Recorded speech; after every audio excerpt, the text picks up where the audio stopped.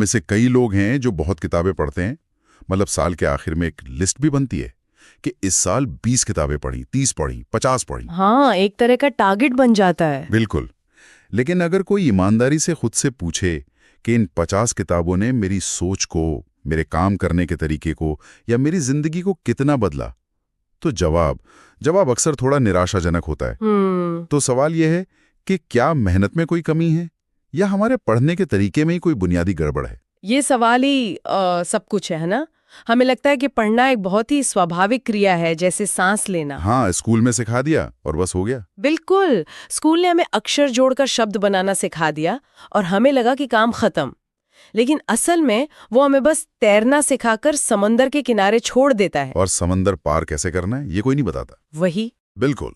और आज हम उसी समुद्र को पार करने का एक तरह से नक्शा समझने की कोशिश करेंगे। आज की हमारी चर्चा मॉर्टिमर जे एडलर की जो क्लासिक किताब है how to read a book, उसके विचारों पर आधारित है। और इसका मकसद स्पीड रीडिंग के टोटके सीखना नहीं है, बल्कि ये समझना है कि एक किताब के साथ ऐसा रिश्ता कैसे बनाया जाए कि वो सिर्फ जानकारी का ढेर ना रहकर सोच को बदलने वाला एक औजार बन जाए। सही कहा।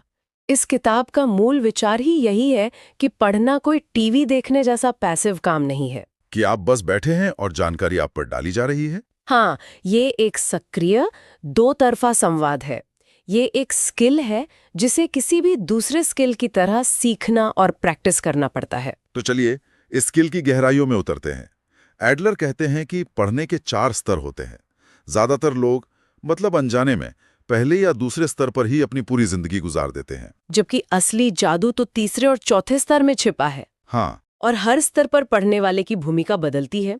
आप एक दर्शक से शुरू करके आखिर में एक निर्देशक की भूमिका में आ जाते हैं। अच्छा, तो पहला स्तर है एलिमेंट्री रीडिंग। ये वही है जो हम सबने स्कूल में सीखा, र आ म राम। बिल्कुल बेसिक। हाँ, और वाक्य का मतलब समझना। ज्यादातर लोग जब कहते हैं कि मैंने किताब पढ़ ली, तो उनका मतलब असल में यही होता है। आंखें पन्ने पर घूमती हैं, शब्द दिमाग तक पहुंचते हैं और बस। इसमें खतरनाक बात यह है कि ये पढ़ने का एक भ्रम पैदा करता है। आपको लगता है कि आप कुछ सीख रहे हैं क्योंकि आपने 50 पन्ने खत्म कर लिए हैं। हाँ, लगता है काम तो हो रहा है। लेकिन ये दिमाग के लिए जंक फूड जैसा है। आपने खा तो लिया पर पोषण नहीं मिला। इस स्तर पर आप जानकारी के सिर्फ एक उपभोक्ता है। वो जानकारी आपकी अपनी नहीं बनती। मतलब एक मेहमान की तरह आती है और चली जाती है। बिल्कुल। ठीक है, तो ये तो बस शुरुआत है। इसके बाद आता है दूसरा स्तर, जिसे एडलर कहते हैं इंस्पेक्शनल रीडिंग। इसे हम एक तरह का बुक स्कैन या स्मार्ट रीडर मोड कह सकते हैं। मुझे ये बहुत दिलचस्प लगता है क्योंकि ये हमारे उस पारंपरिक विचार के खिलाफ जाता है कि हर किताब को पहले पन्ने से आखिरी पन्ने तक पढ़ना ही चाहिए। हाँ, और ये आज के दौर में तो पहले से कई ज्यादा जरूरी हो गया है। आज हम जानकारी के सैलाब में जी रहे हैं। हर विषय पर हजारों किताबें हैं। बिल्कुल। अगर हम हर किताब को शुरू से पढ़ने लगे तो हमारी जिंदगी सिर्फ बुरी किताबों को पढ़ने में ही निकल जाएगी। इंस्पेक्शनल रीडिंग एक फिल्टर है। ये आपको हजारों किताबों की भीड़ में से वो एक किताब ढूंढने में मदद करता है जो आपके समय के लायक है। तो ये काम कैसे करता है? मतलब सिर्फ 15-20 मिनट में एक किताब को कैसे स्कैन किया जाए? कोई तरीका है इसका? हाँ, इसके कुछ बहुत ठोस तरीके हैं। सबसे पहले किताब का टाइटल और सबटाइटल ध्यान से पढ़ें। फिर उसकी विषय सूची यानी टेबल ऑफ कंटेंट्स को देखें। अच्छा, वो तो किताब का एक्सरे जैसा हो गया। बिल्कुल, आपको पूरा ढांचा दिख जाता है। उसके बाद किताब का इंट्रोडक्शन और कंक्लूजन पढ़ें। लेखक अक्सर अपनी सबसे जरूरी बातें यहीं रखता है। और आखिर में किताब के पन्ने तेजी से पलटें, बीच बीच में 1-2 पैराग्राफ्स पढ़ें, हेडिंग्स पर नजर डालें। इस सब के बाद आपको अंदाजा हो जाता है कि लेखक का मुख्य तर्क क्या है और क्या ये आपके लिए उपयोगी है या नहीं। लेकिन क्या ये एक तरह की बेईमानी नहीं लगती? ऐसा महसूस होता है जैसे हम किताब को पूरा मौका ही नहीं दे रहे। इसे दूसरे नजरिए से देखिए। ये बेईमानी नहीं बल्कि अपने समय का सम्मान करना है। हाँ। आप किसी भी दुकान में जाके हर चीज खरीद नहीं लेते। आप पहले देखते हैं, जांचते हैं, फिर फैसला करते हैं। तो किताबों के साथ ऐसा क्यों नहीं? बात तो सही है। ये तकनीक आपको एक रीडर के तौर पर कंट्रोल देती है। अब किताब ये तय नहीं करती कि आप उसे पढ़ेंगे, बल्कि आप ये तय करते हैं कि कौन सी किताब आपका ध्यान पाने के हकदार है। ठीक है, ये बात समझ में आती है। तो हमने बेकार की किताबों को छांट लिया और एक ऐसी किताब चुनी है जिसे हम गहराई से पढ़ना चाहते हैं। अब असली काम शुरू होता है। हाँ, जहाँ ज्यादातर लोग हिम्मत हार जाते हैं। बिल्कुल, यहीं पर आता है तीसरा स्तर, एनालिटिकल रीडिंग। हाँ, और यहीं से पढ़ना एक दिमागी कसरत बन जाता है। यहाँ आपका लक्ष्य सिर्फ ये समझना नहीं है कि लेखक क्या कह रहा है, बल्कि ये समझना है कि वो ऐसा क्यों और कैसे कह रहा है। एक जासूस की तरह। बिल्कुल, आप एक जासूस बन जाते हैं जो तर्कों और सबूतों की जांच कर रहा है। एडलर का एक बहुत मशहूर कथन है कि एक अच्छा पाठक लेखक से बहस करता है। जब मैंने ये पहली बार पढ़ा तो मुझे लगा इसका मतलब क्या है? क्या हमें हर लेखक पर शक करना चाहिए? ये तो बहुत थका देने वाला काम लगता है। ये एक बहुत ही आम रिएक्शन है। बहस का मतलब लड़ाई करना या लेखक को गलत साबित करना नहीं है। अच्छा। इसका मतलब है उसके विचारों के साथ कुश्ती लड़ना, उसकी हर बात को सिर्फ इसलिए स्वीकार न कर लेना क्योंकि वो छप चुकी है। और ये बहस दिमाग में नहीं होती। इसका सबसे अच्छा तरीका है किताब के हाशिए में यानी मार्जिन में लिखना। मतलब किताब पर ही लिखना। हमारी तो आदत है किताबों को बिल्कुल साफ सुथरा रखने की, सहेज कर रखने की। और यही सबसे बड़ी गलती है। जो किताब आपने खरीदी है वो आपकी है। जब आप उसमें अंडरलाइन करते हैं, मार्जिन में सवाल लिखते हैं, जैसे लेकिन क्या लेखक ने इस पहलू पर सोचा है, या ये बात तो फलां किताब के विचार के बिल्कुल उल्टी है, बिल्कुल, तब जाकर वो किताब सिर्फ आपकी अलमारी का हिस्सा नहीं बल्कि आपके दिमाग का हिस्सा बनती है।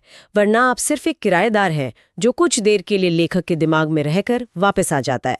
लिखने से आप उस किताब के मालिक बन जाते हैं। ये एक बहुत शक्तिशाली विचार है। तो एनालिटिकल रीडिंग के दौरान हम खुद से क्या सवाल पूछते हैं? कोई एक फ्रेमवर्क है? हाँ, मुख्य रूप से 4 सवाल है। पहला, पूरी किताब किस बारे में है, यानी 1 या 2 वाक्यों में उसका सार क्या है। ठीक है दूसरा, जी। लेखक विस्तार से क्या कह रहा है और कैसे कह रहा है, मतलब उसके मुख्य तर्क, दावे और सबूत क्या है। तीसरा, क्या लेखक की बातें सच हैं, पूरी तरह या कुछ हद तक। और चौथा और सबसे जरूरी, तो क्या इस जानकारी का मेरे लिए क्या महत्व है। So what? अगर कोई पाठक सिर्फ इन 4 सवालों के जवाब ढूंढने की कोशिश करे तो उसका पढ़ने का अनुभव पूरी तरह बदल जाएगा। तो क्या हम कह सकते हैं कि यही वो स्तर है जहां किताबें असल में जिंदगी बदलना शुरू करती हैं? बिल्कुल, क्योंकि इस स्तर पर आप सिर्फ जानकारी नहीं ले रहे हैं, आप उस जानकारी को ज्ञान में बदल रहे हैं। आप उसे अपने मौजूदा ज्ञान से जोड़ रहे हैं, उसकी आलोचना कर रहे हैं और उसे अपना बना रहे हैं। और ये एक धीमा प्रोसेस होगा शायद। हाँ, ये एक धीमा प्रोसेस है। हो सकता है आप 1 घंटे में सिर्फ 10 पन्ने ही पढ़ पाएं, लेकिन वो 10 पन्ने आपके दिमाग में हमेशा के लिए बस जाएंगे, बजाय उन 100 पन्नों के जिन्हें आपने बस आंखों के सामने से गुजार दिया। सही बात है। और इसके बाद आता है चौथा और आखिरी स्तर, जिसे एडलर्स सिंटॉपिकल रीडिंग कहते हैं। ये सुनने में ही बहुत मुश्किल लगता है। इसे मास्टर लेवल भी कहा जाता है। हाँ, मास्टर लेवल। हाँ, और बहुत कम लोग यहाँ तक पहुँचते हैं। लेकिन इसका विचार बहुत सीधा है। इस स्तर पर आप एक किताब नहीं पढ़ते, बल्कि आप एक विषय पढ़ते हैं। एक ही विषय पर इतनी सारी किताबें पढ़ना, ये तो पीएचडी करने जैसा लग रहा है। क्या ये आम इंसान के लिए जिसके पास नौकरी है, परिवार है, ये मुमकिन भी है? ये एक बहुत वाजिब सवाल है। लोग सिंटॉपिकल रीडिंग सुनकर डर जाते हैं। उन्हें लगता है कि उन्हें किसी विषय पर 50 किताबें पढ़नी होंगी। ऐसा नहीं है। तो फिर क्या है? इसका मतलब सिर्फ इतना है कि किसी एक विषय को जो आपके लिए जरूरी है, चाहे वो आपकी नौकरी से जुड़ा हो, पेरेंटिंग हो या कोई शौक हो, उसे सिर्फ एक लेखक के नजरिए से न देखें। अलग अलग दृष्टिकोण से देखें। हाँ, उस विषय पर 4-5 सबसे अच्छी किताबें चुनें, भले ही उनके लेखक एक दूसरे से सहमत ना हो। और फिर उन सब का क्या करना है? मतलब नोट्स बनाने हैं या? यहीं पे असली काम शुरू होता है। आप उन सभी किताबों से उस विषय पर उनकी मुख्य तर्कों को निकालते हैं। आप देखते हैं कि किन बातों पर सब लेखक सहमत है और किन बातों पर उनमें मतभेद है। आप अपनी खुद की एक शब्दावली बनाते हैं, क्योंकि हर लेखक एक ही चीज के लिए अलग अलग शब्द इस्तेमाल कर सकता है। और इस पूरी प्रक्रिया के अंत में आप उस विषय पर एक ऐसी समझ विकसित करते हैं जो उन किताबों में से किसी एक में भी मौजूद नहीं थी। अच्छा, तो ये आपकी अपनी मौलिक समझ होती है? बिल्कुल। इसका कोई उदाहरण दे सकती हैं? जरूर। मान लीजिए कोई लीडरशिप के बारे में सीखना चाहता है। वो सिर्फ एक किताब नहीं पढ़ेगा, वो चाणक्य की अर्थशास्त्र भी पढ़ेगा, ये समझने के लिए कि सत्ता कैसे काम करती है। मैकियावेली की द प्रिंस भी पढ़ेगा, कूटनीति को समझने के लिए। हाँ, और आज के दौर के साइमन सिनेक की स्टार्ट विद व्हाई भी पढ़ेगा, प्रेरणा को समझने के लिए। और ये तीनों लेखक तो कई बातों पर असहमत होंगे। बिल्कुल होंगे।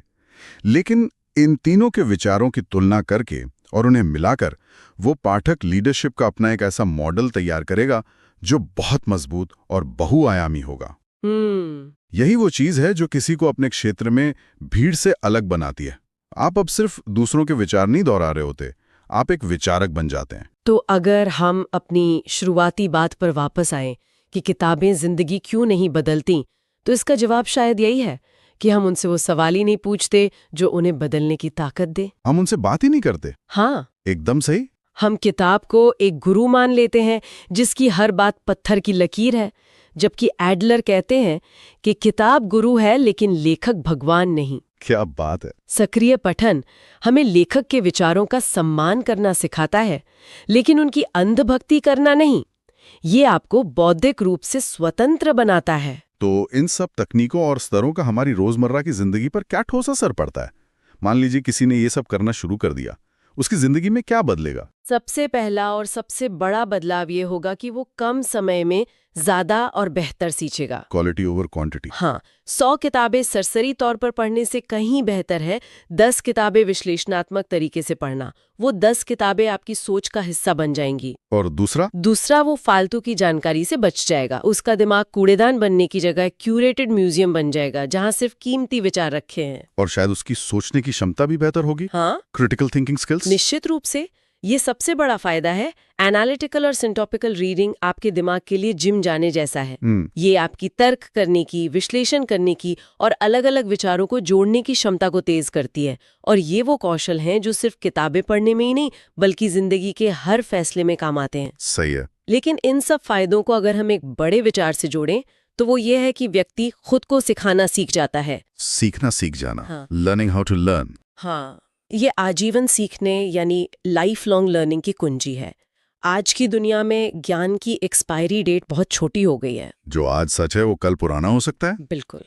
ऐसे में किसी भी क्षेत्र में आगे रहने का एक ही तरीका है, लगातार सीखते रहना। और ये तरीका आपको किसी भी विषय को खुद से गहराई से सीखने की शक्ति देता है। आपको किसी टीचर या कोर्स का इंतजार नहीं करना पड़ता। आपके पास दुनिया की सबसे बड़ी यूनिवर्सिटी यानी किताबें और उसे इस्तेमाल करने का तरीका होता है। सही कहा। क्या बात है। तो आज की इस पूरी चर्चा का सार ये निकलता है कि समस्या किताबों में नहीं, बल्कि हमारे और किताबों के बीच के रिश्ते में है। किताबें जिंदगी नहीं बदलती, किताबों को पढ़ने का तरीका जिंदगी बदलता है। अगर कोई सिर्फ पढ़ना नहीं बल्कि सीखना सीख जाए, तो वो अपनी सोच और अपनी दुनिया दोनों का मालिक बन सकता है। बिल्कुल, ये एक ऐसी शक्ति है जो एक बार हासिल हो जाए तो हमेशा आपके साथ रहती है। ये आपको सिर्फ एक बेहतर पाठक नहीं, बल्कि एक बेहतर विचारक बनाती है। तो कुल मिलाके ये सिर्फ एक एकेडमिक अभ्यास नहीं है, ये अपनी सोच को अपग्रेड करने का एक ऑपरेटिंग सिस्टम है। मैं आखिर में बस एक बात कहना चाहूंगी। अगली बार जब भी कोई किताब उठाई जाए, तो उसके पहले पन्ने पर जाने से पहले एक पल के लिए रुका जाए और खुद से पूछा जाए, क्या मैं इस किताब के साथ एक संवाद करने के लिए तैयार हूँ? क्या मैं सिर्फ जानकारी लेने आया हूँ, या मैं लेखक के विचारों को चुनौती देने और उनसे कुछ नया बनाने का साहस रखता हूँ? क्योंकि असली ज्ञान उस चुनौती के बाद ही शुरू होता है।